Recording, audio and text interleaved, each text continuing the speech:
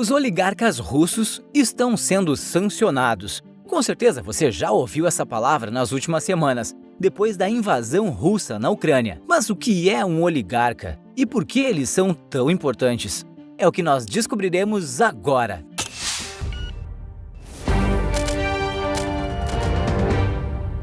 Eles são um dos principais alvos das sanções do Ocidente para tentar frear o avanço da Rússia na Ucrânia. Absurdamente ricos, os oligarcas também são vistos como amigos de Putin. E atingir os amigos do líder da Rússia pode ser uma forma eficiente de atingir ele diretamente. Porém, o que levou exatamente os oligarcas russos a serem tão influentes? Os oligarcas são empresários excepcionalmente ricos, que são política e socialmente influentes. De acordo com uma professora da Universidade de Colômbia, especializada em Rússia pós-soviética, eles geralmente estão pessoalmente conectados aos principais líderes políticos de um país. Para entender toda essa importância e por que eles são tão ricos, devemos entender os dias caóticos da Rússia após o colapso da União Soviética, que pôs fim a um século onde a Rússia disputou o domínio do mundo. A Guerra Fria acabou quando a União Soviética caiu. A disputa entre capitalismo e socialismo não fazia mais sentido. O lado americano havia vencido. Era hora da Rússia se modernizar e esquecer seu passado soviético, onde toda a economia era controlada exclusivamente pelo Estado. Desde quanta comida era produzida até quais carros seriam fabricados, tudo isso era controlado. Com o fim da superpotência, se mostrou necessário que as milhares de empresas estatais fossem transferidas para a iniciativa privada. Sim, milhares. Calcula-se que mais de 15 mil empresas estatais foram privatizadas na década de 90.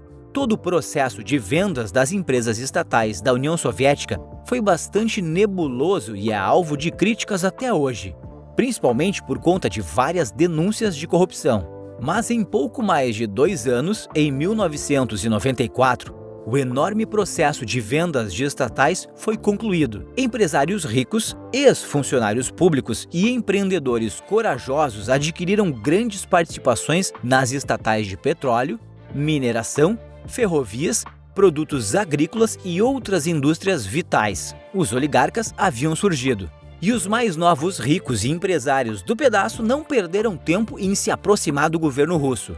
Um emblemático caso da proximidade do governo com os empresários foi a disputa pela reeleição do presidente russo Boris Yeltsin.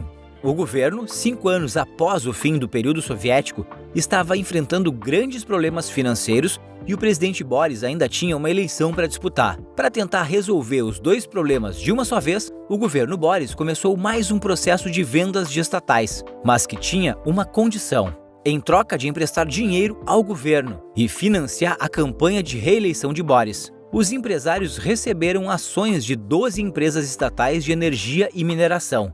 Mas qual era a condição? Se Boris fosse reeleito, os empresários que financiaram ele seriam os novos donos das 12 estatais. Dito e feito. E apesar da crise da Rússia de 1998, o final do século passado, a sorte tinha voltado a sorrir para os oligarcas. A crescente conexão da Rússia com o resto do mundo só fez surgir mais magnatas multimilionários. Após a vitória de Yeltsin, Vladimir Potanin, um dos arquitetos do acordo das eleições, assumiu o controle da Norilsk Nickel, a maior produtora mundial de níquel refinado. Outros oligarcas foram beneficiados, incluindo Mikhail Khodorkovsky e Roman Abramovich, que adquiriram amplas participações em petróleo e gás. Aliás, Mikhail se tornaria um oligarca bastante famoso no século XXI e protagonista de um dos momentos mais marcantes da história dos oligarcas russos. Fique no vídeo que logo você descobre.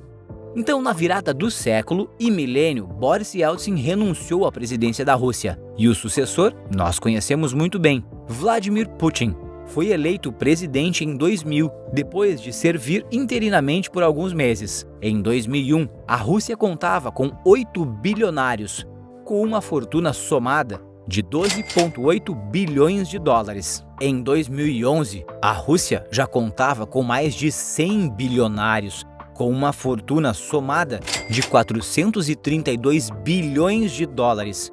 Com a exceção de Putin, os oligarcas logo perceberam que ele não era tão comprável quanto Boris. O presidente alternou entre enriquecer e punir os oligarcas, tratando os magnatas e seus negócios como peões em suas partidas de xadrez, que era a política. Para se ter uma ideia do poder que Putin logo alcançou com pouco tempo na presidência, é preciso olhar para o caso do homem mais rico da Rússia em 2003. Mikhail Khodorkovsky foi simplesmente preso naquele ano, acusado de cometer crimes fiscais. Mas a razão é bem mais política. Mikhail apoiava um rival político do presidente. Esse motivo foi suficiente para ele ficar mais de 10 anos na prisão e, claro, perder sua fortuna. Esse episódio também foi importante para ensinar aos oligarcas russos uma grande lição.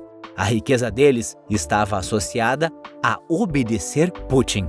Isso significou para alguns oligarcas vender suas empresas de volta para o governo, como foi o caso do famoso oligarca Roman Abramovich, que vendeu sua participação na empresa de petróleo Sibnefit para a estatal Gazprom em 2005. Muito mais oligarcas surgiram após os anos 2000, com o governo de Putin, do que na época das privatizações da década de 90. Muitos desses conhecem Putin pessoalmente desde o início dele na vida pública, quando ainda era só um agente de serviço secreto soviético, a KGB. Então a elite dos oligarcas russos está quase que totalmente dentro do próprio governo. Vários oligarcas são funcionários e ex-funcionários de Putin.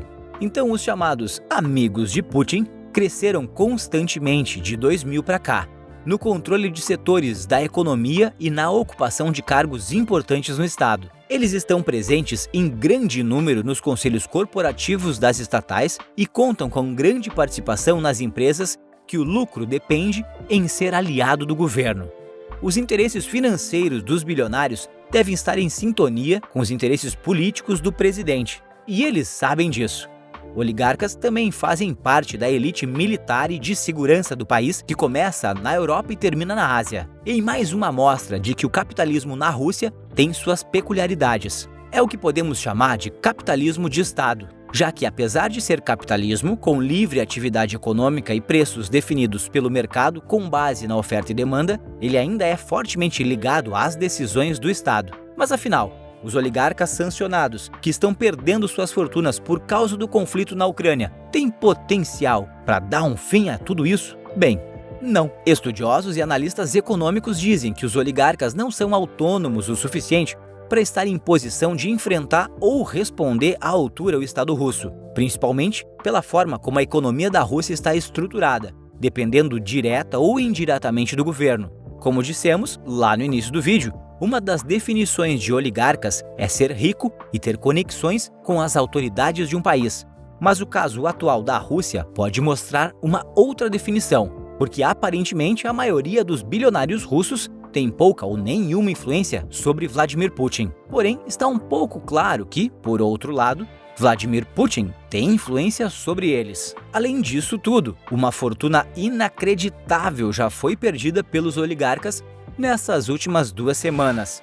E nós mostramos detalhadamente quanto eles perderam em um dos nossos vídeos. Esse outro vídeo complementa esse daqui. E ele está aparecendo aqui na tela. Basta clicar que te vejo do outro lado em poucos segundos.